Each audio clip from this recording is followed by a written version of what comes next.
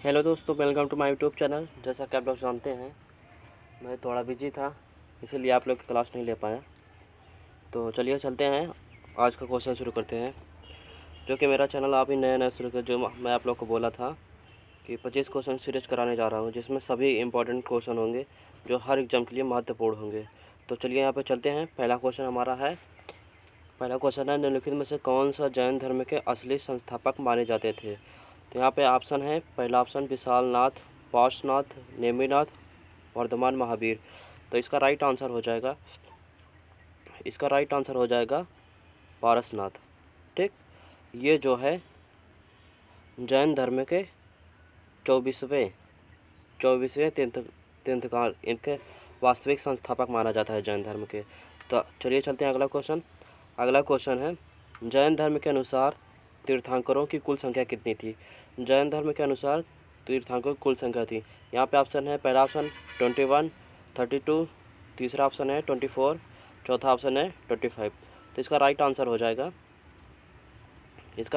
जाएगा हमारा, जिसमें जैन धर्म के कुल 24 तीर्थंकर थे। ठीक, एवं अंतिम जो थे वर्धमान महावीर थे, उनका जो कि 540 BC से लेकर 468 BC तक कार्यकाल था। ठीक, चलिए चलते हैं अगला क्वेश्चन हमारा पूछ रहा है, तीसरा क्वेश्चन, गंगों की प्रथम राजधानी थी। तो गंग वंश के पूछ रहा है, तो इसकी राजधानी कहाँ पे थी। तो इसका राइट आंसर हो जाएगा, पहला ऑप्शन है मन्ने, दूसरा ऑप्शन है कोलार, तीसरा ऑप्शन है तलकट्टू और चौथा ऑप्शन है इनमें से कोई नहीं। तो इसका राइट आंसर हो जाएगा इसका तालकाटू। तो इसमें आप लोग को डिटेल बताते हैं। गंग राजवंश के मैसूर के दक्षिण में स्थित था, और इस वंश का प्रथम शासक कोंकण वर्मा था। प्रथम वंश का अगर गंग वंश के प्रथम पूछे तो इसका कोंकणी वर्मा। ठीक, कोंकणी वर्मा हो जाएगा इसका। ठीक, और इसकी राजधानी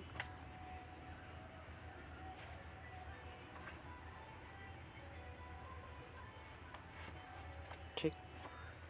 चलिए चलते हैं अगला क्वेश्चन पूछ रहा है, क्वेश्चन नंबर चौथा, संभाजी के पश्चात निम्नलिखित में से किसने मराठा राज्य की बागडोर संभाली थी। तो इसमें पूछ रहा है, संभाजी के बाद मतलब मराठा राज्य की बागडोर किसने संभाली थी। तो इसका राइट आंसर हो जाएगा, पहला ऑप्शन है राजा राम, दूसरा ऑप्शन है बालाजी विश्वनाथ, तीसरा ऑप्शन है गंगबाई, चौथा ऑप्शन है नानाजी देशमुख।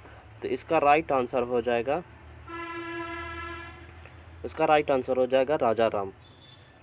ठीक, इसका राइट आंसर हो जाएगा राजा राम।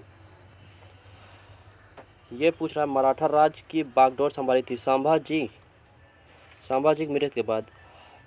उनका पुत्र साहू की उम्र 7 साल थी, इसीलिए शिवाजी के छोटे पुत्र राजा राम को राजा घोषित किया गया। ठीक, अगला क्वेश्चन चलते हैं।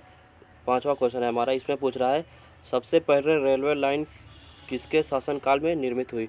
ये तो आप लोग सभी जानते होंगे, इजी क्वेश्चन है। पहला ऑप्शन है जेम्स कॉर्नवालिस, दूसरा ऑप्शन है लॉर्ड डलहौजी, तीसरा ऑप्शन है वारेन हेस्टिंग्स, चौथा ऑप्शन है लॉर्ड विलियम बेंटिंक। तो ये इसका राइट आंसर हो जाएगा लॉर्ड डलहौजी। ये जो है प्रथम ट्रेन मुंबई से ठाणे के बीच में चलाई गई थी। रेलवे लाइन की शुरुआत जो है 1853 में डलहौजी के शासनकाल में शुरू गई थी, और मुंबई से ठाणे के बीच में 1854 में प्रथम बार ट्रेन को चलाई गई डाक टिकटों द्वारा। ठीक, अगला क्वेश्चन चलते हैं। अगला क्वेश्चन हमारा है, भारत के फॉरवर्ड ब्लॉक के संस्थापक कौन थे।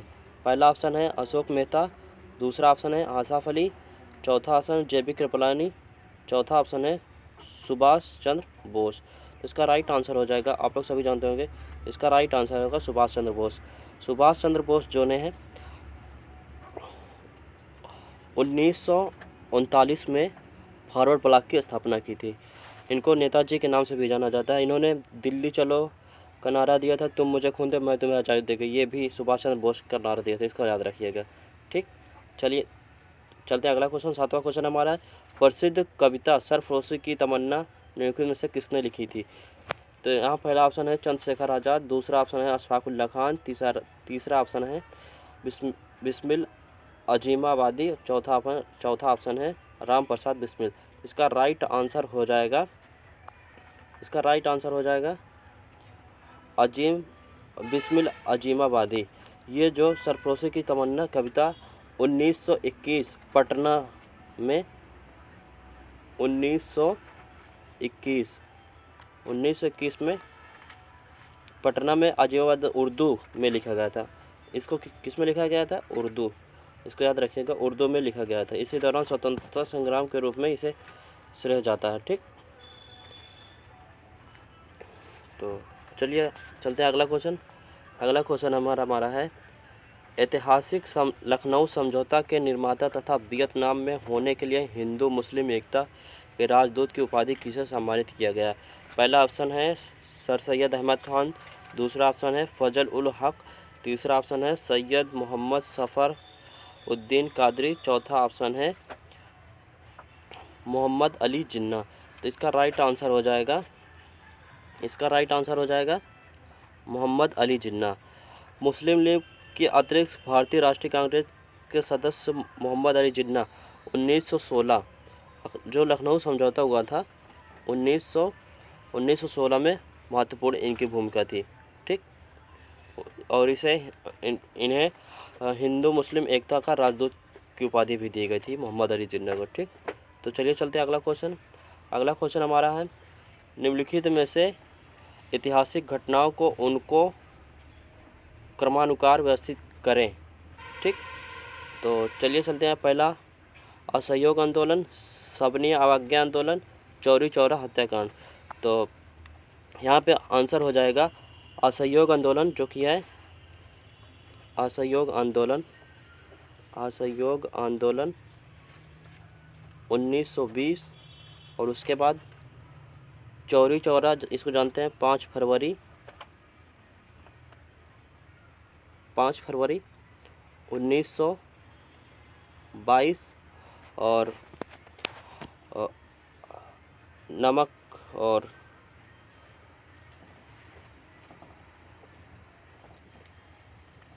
असहयोग आंदोलन 1920 सही है। उसके बाद चौरी चौरा 1922 और उसके बाद सविनय अवज्ञा आंदोलन 1930। ठीक, सविनय अवज्ञा आंदोलन इसका ये हो जाएगा, इसका ये वाला, इसका ये वाला। तो इसका आप करिएगा तो सबसे पहले ऑप्शन आएगा फर्स्ट आएगा, उसके बाद आएगा दूसरा, तीसरा, फिर उसके बाद दूसरा। तो इसका राइट आंसर हो जाएगा बी ऑप्शन। ठीक, तो चलिए चलते हैं अगला क्वेश्चन। महात्मा गांधी किस कृतियों से अत्यधिक प्रभावित थे?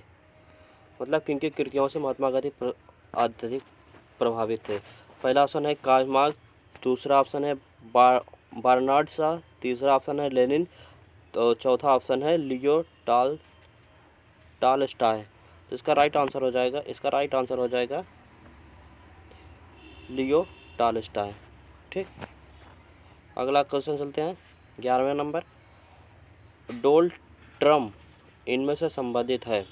पहला ऑप्शन है भूमध्य रेखा के निकट प्रशांत और हल्की परिवर्तनशील हवाओं का क्षेत्र, दूसरा ऑप्शन है प्रशांत महासागर का विशेष क्षेत्र, तीसरा ऑप्शन है एक प्रकार का महासागर प्रवाह, चौथा ऑप्शन है इनमें से कोई नहीं। तो इसका जो है राइट आंसर हो जाएगा भूमध्य, पहला ऑप्शन इसका राइट आंसर हो जाएगा भूमध्य रेखा के निकट अंत प्रशांत और हल्की परिवर्तनीय। इसको ध्यान से पढ़िएगा। इस पेटी का विस्तार 5 अंश उत्तर से 5 अंश दक्षिण अक्षांशों के मध्य अर्थात 10 अंश चौड़ी पेटी का इसका माना जाता है झुकाव, दक्षिण में झुकाव इसका बना रहता है। ठीक, तो अगला क्वेश्चन चलते हैं। इनमें से किस देश का यूरोप का कॉकपिट कहा जाता है? तो इसका राइट आंसर हो जाएगा बेल्जियम। मतलब इसके गणना यूरोप में की जाती है। बेल्जियम जो है यूरोप में आता है। ठीक, इसमें जो है सर्वाधिक अमीर देशों की गणना की जाती है, अमीर देशों के। इस मुख्यतः इसमें औद्योगिक देश हैं, किंतु मतलब ये कृषि के लिए ज़्यादा प्रसिद्ध है, कृषि के लिए इसीलिए जाना जाता है। ठीक, अगला क्वेश्चन चलते हैं।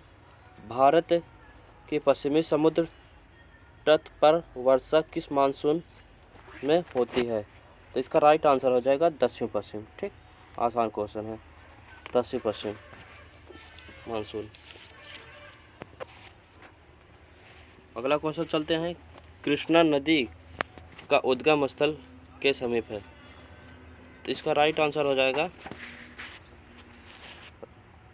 पहला ऑप्शन है महाबलेश्वर, दूसरा ऑप्शन है खंडाला, तीसरा का ऑप्शन है उद्गम मंडल, चौथा ऑप्शन है पंचमढ़ी। तो इसका राइट आंसर हो जाएगा महाबलेश्वर से। ठीक, उद्गम स्थल के समीप है। ठीक, अगला क्वेश्चन चलते हैं। भारत में ऊर्जा उत्पादन के लिए निम्नलिखित में से कौन सा प्रमुख कच्चा पदार्थ है? कच्चा पदार्थ आप लोग सभी जानते हैं, ये तो जानते हैं भारत का लगभग 85% कोयला पाया जाता है। भारत में लगभग 85%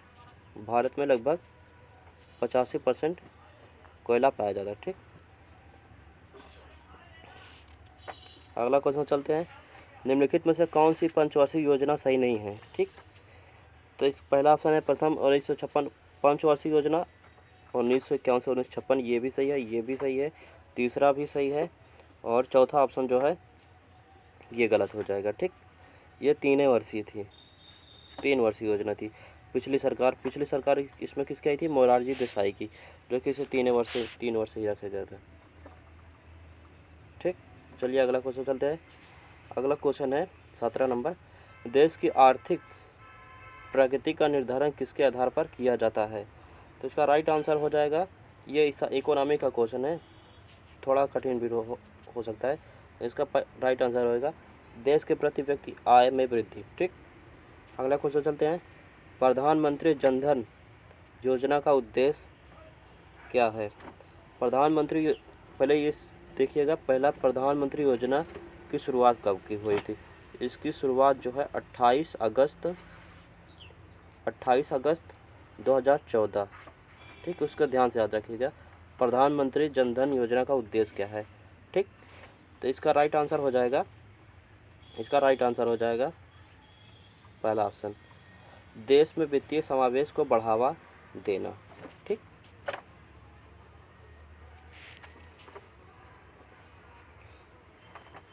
अगला क्वेश्चन चलते हैं। सेन वैट किससे संबंधित है? सेन वैट किससे संबंधित है? बिक्री कर, उत्पादक शुल्क, सीमा शुल्क, सेवा कर। तो इसका राइट आंसर हो जाएगा उत्पादक शुल्क। ठीक, उत्पादक शुल्क इसका राइट आंसर हो जाएगा। चलिए चलते हैं अगला क्वेश्चन हमारा है, खुले बाजार प्रचलन क्या होता है? खुले बाजार प्रचलन क्या होता है? इसमें जो है राइट आंसर हो जाएगा, पहला ऑप्शन है सेबी पंजीकृत दलालों की गतिविधियां, दूसरा ऑप्शन है भारतीय रिजर्व बैंकों द्वारा मुद्रा की बिक्री, तीसरा ऑप्शन है सरकार द्वारा श्रेष्ठ प्रतिभूतियों को बेचा जाना, और चौथा ऑप्शन है FII द्वारा शेयरों की बिक्री। तो इसका राइट आंसर हो जाएगा, इकोनॉमिक का क्वेश्चन है, सरकार द्वारा श्रेष्ठ प्रतिभूतियों को बेचा जाना। ठीक, अगला क्वेश्चन चलते हैं। क्वेश्चन नंबर 21 है, भारतीय संविधान के अनुच्छेद 14 का विधि के समक्ष समानता का वाक्यांश लिया गया है? मतलब इसका पूछ रहा है समानता का अधिकार कहाँ से लिया गया है? तो इसका राइट आंसर हो जाएगा पहला ऑप्शन है, इसको जानते होंगे, ब्रिटेन के संविधान से, दूसरा ऑप्शन है संयुक्त राज्य अमेरिका के संविधान से, तीसरा ऑप्शन है फ्रांस के संविधान से, चौथा ऑप्शन है जापान के संविधान से। तो इसका राइट आंसर हो जाएगा ब्रिटेन के संविधान से। ठीक, पहला ऑप्शन। अगला क्वेश्चन चलते हैं। प्रस्तावना में वर्णित समाजवाद का आदर्श है?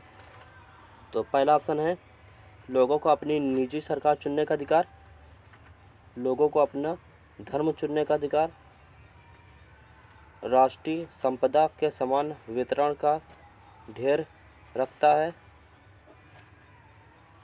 सरकार के संसदीय स्वरूप को सुनिश्चित करता है। तो इसका राइट आंसर हो जाएगा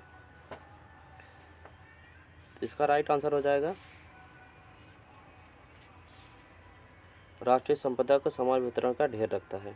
ठीक, अगला क्वेश्चन चलते हैं। संविधान में मौलिक कर्तव्य किस संविधान संशोधन के तहत जोड़ा गया था, ये पूछ रहा है। भारतीय संविधान में मौलिक कर्तव्य जोड़े गए थे। पहला ऑप्शन है 24वां संविधान संशोधन, और इसके बाद दूसरा ऑप्शन है 29वें संविधान संशोधन, और उसके बाद तीसरा ऑप्शन है हमारा 42वें संविधान संशोधन के द्वारा, और चौथा ऑप्शन है 44वें संविधान संशोधन। तो इसमें राइट आंसर कौन सा होगा, आप लोग बताइएगा। थोड़ा इजी क्वेश्चन है।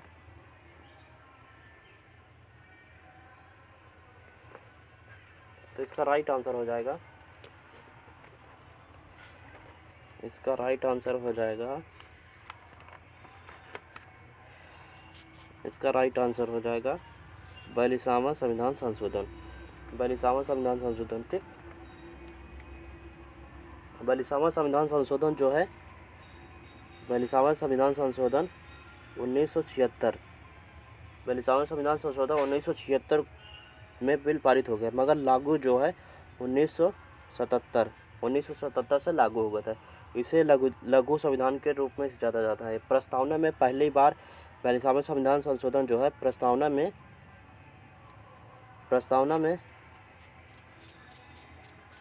इसको मिटा देते हैं थोड़ा सा।